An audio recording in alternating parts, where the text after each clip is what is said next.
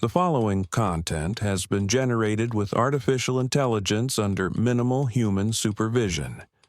The data presented may contain errors or inaccuracies. The opinions expressed in this content do not necessarily reflect the vision, position, or values of DigiAll. We recommend verifying critical information with additional sources before making decisions based on this content.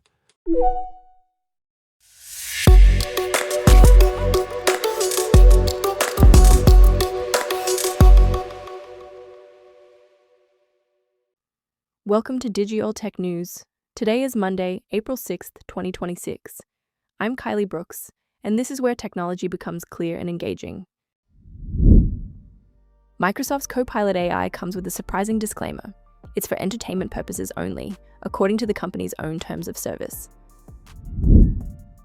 SpaceX's Starlink constellation has surpassed 10,000 operational satellites, now representing 2/3 of all active satellites orbiting Earth. AI search engine Perplexity faces a federal lawsuit accusing it of sharing users' personal data with Google and Meta without permission. A leaked OpenAI cap table reveals Microsoft's 17-fold return on investment and CEO Sam Altman's surprising 0% equity stake.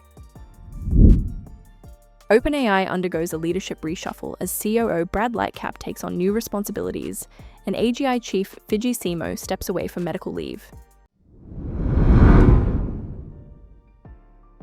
Here's something that caught my attention. Microsoft's terms of use for Copilot, last updated in October, include a rather startling disclaimer. The company states, and I quote, "Copilot is for entertainment purposes only," and warns users not to rely on it for important advice. This is fascinating because it comes from the same company that's been actively encouraging corporate customers to pay for Copilot features and integrate them into their business workflows. A Microsoft spokesperson told PC Mag they plan to update what they're calling legacy language, saying it no longer reflects how Copilot is used today. But this raises an interesting question about liability and responsibility in the AI space. Similar disclaimers are common across the industry. OpenAI tells users not to treat its output as the sole source of truth, and xAI warns that users shouldn't treat Grok's output as the truth. It seems like these companies want us to use their AI tools for everything, while simultaneously protecting themselves from any consequences when those tools get things wrong. SpaceX has achieved a remarkable milestone that deserves our attention.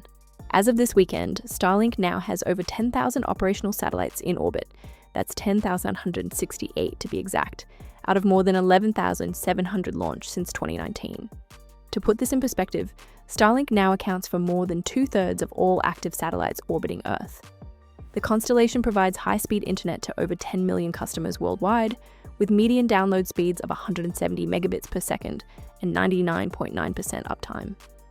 What's particularly impressive is how this network is transforming connectivity in remote areas, ships, aircraft, and even polar regions where traditional fiber cables simply can't reach.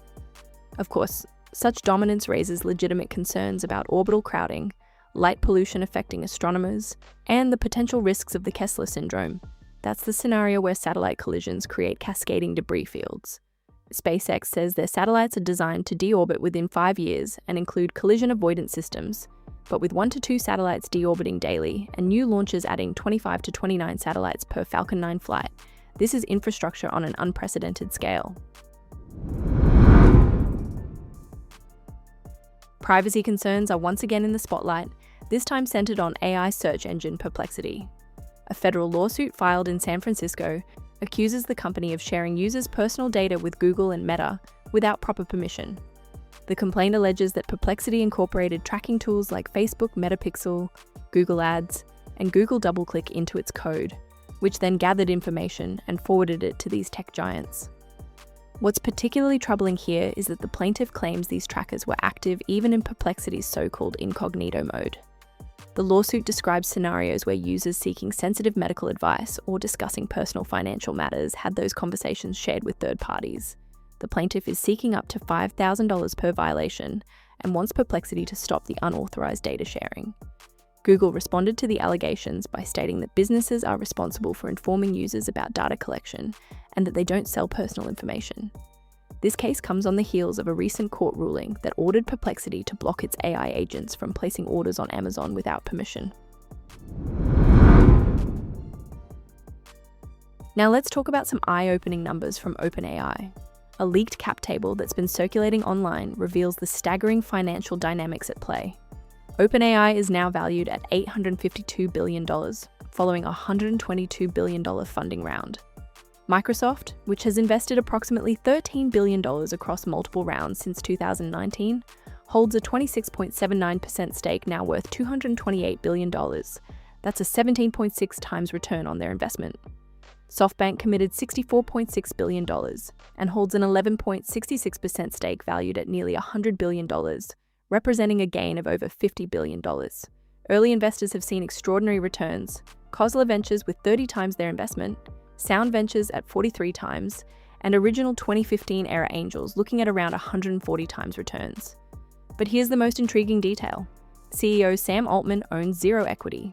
His stake is listed as TBD, and board chair Brett Taylor confirmed last October that no specific equity figures had been decided for Altman.